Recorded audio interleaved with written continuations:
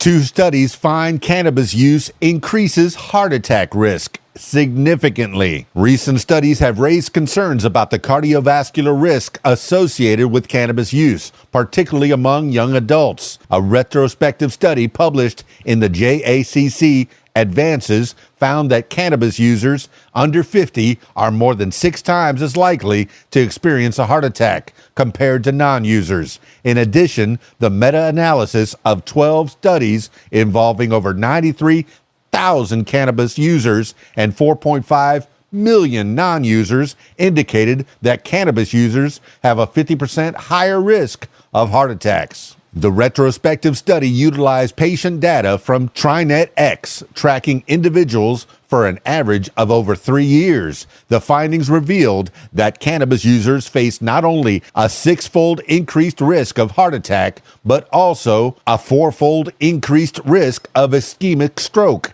and double the risk of heart failure. Notably, the studies did not distinguish between the risks of inhaled versus ingested cannabis products. The meta-analysis, which included studies from various countries, found that while 7 studies linked cannabis use to an elevated risk of heart attacks, 4 showed no significant differences, and 1 suggested a slightly lower risk. It was noted that the heart attack risk peaked about an hour after cannabis use. However, the studies had limitations such as insufficient data on frequency and quantity of use, which could affect the results. Experts emphasize the need for further research to fully understand cannabis's impact on heart health and recommend that clinicians inquire about cannabis use when assessing cardiovascular risk.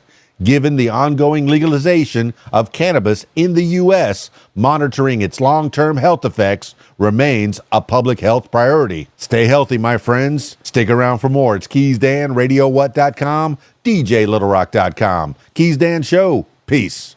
I'm out of here.